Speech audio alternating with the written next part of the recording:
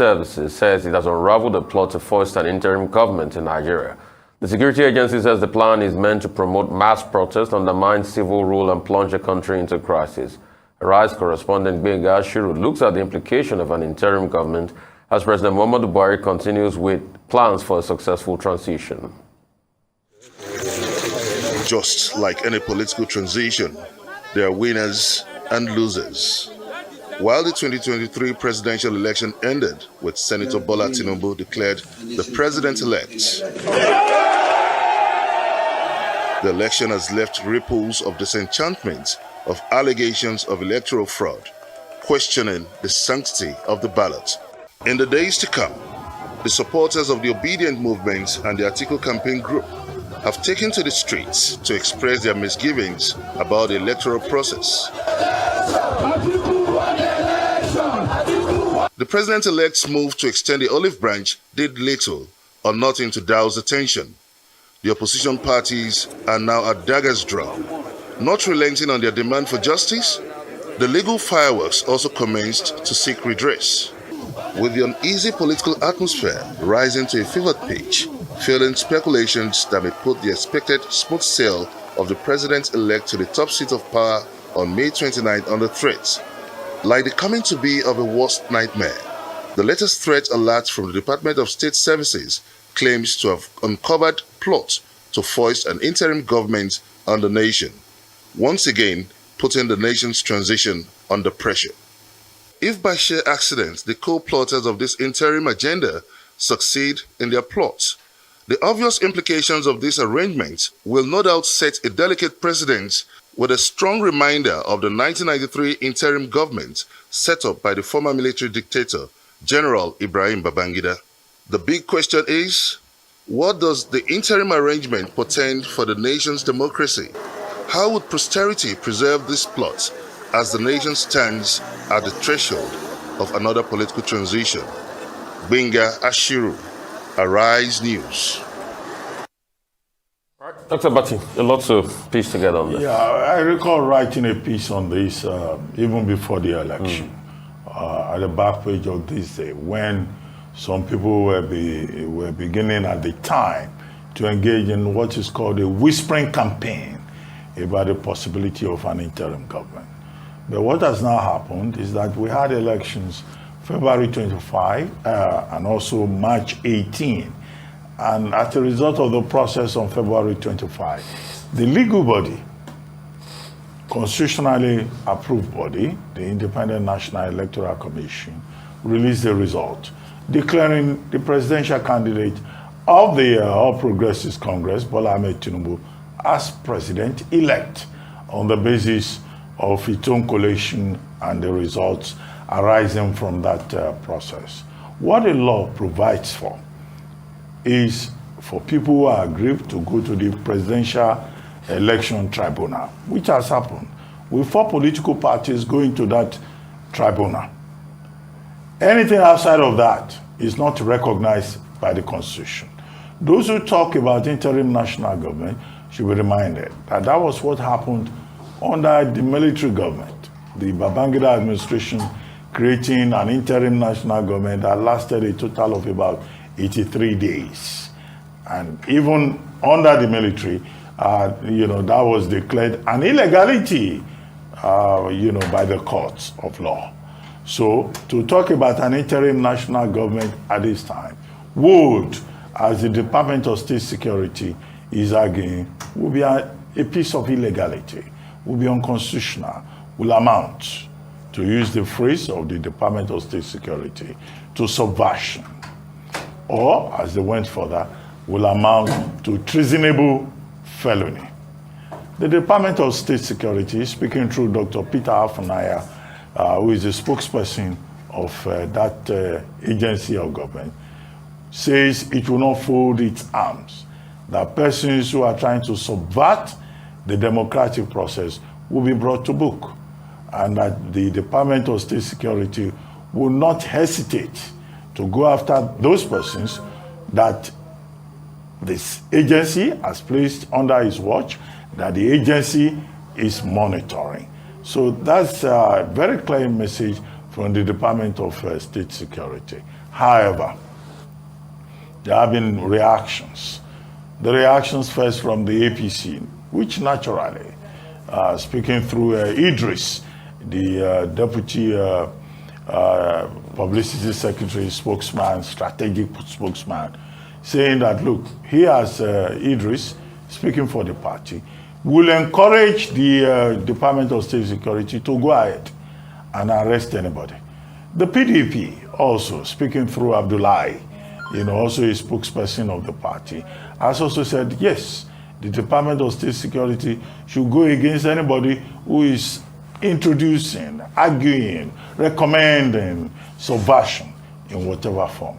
The only party that is a bit, critical of the intervention of the Department of State Security would seem to be the Labour Party. Speaking through Dr. Yunus Atanko, Dr. Atanko says, and I think what he says should be noted, he's not saying the DSS should not do his job, but he's saying, where was the DSS when Labour Party supporters and members were being attacked in Lagos State? When people were saying certain persons of a certain ethnic extraction should not be allowed to vote.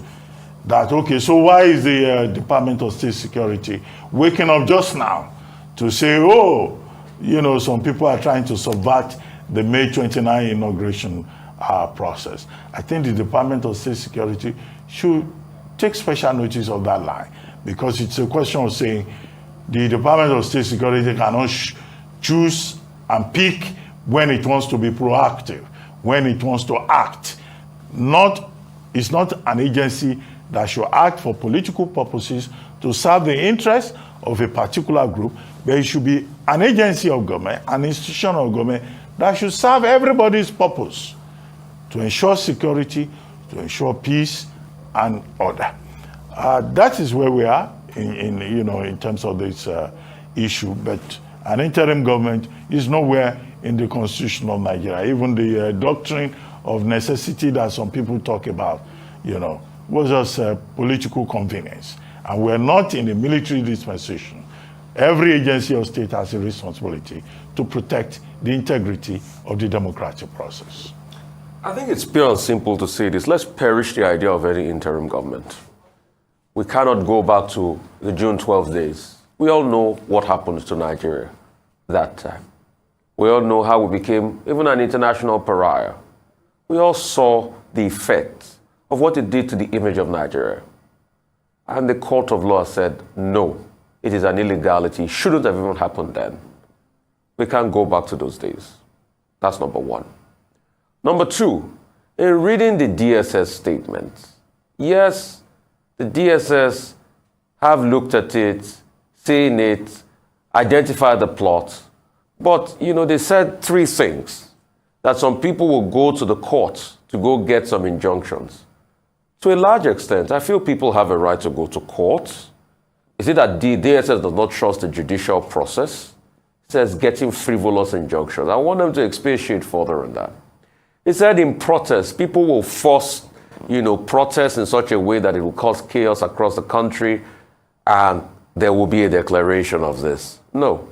People have a right to peaceful protest. And across party lines, everybody has been protesting. We saw APC protesters in Abuja called the Natives, protesting in support of Bola Ahmed Tinubu and saying, oh, the mandate is theirs. Even saying further that, hey, people should also congratulate the candidates.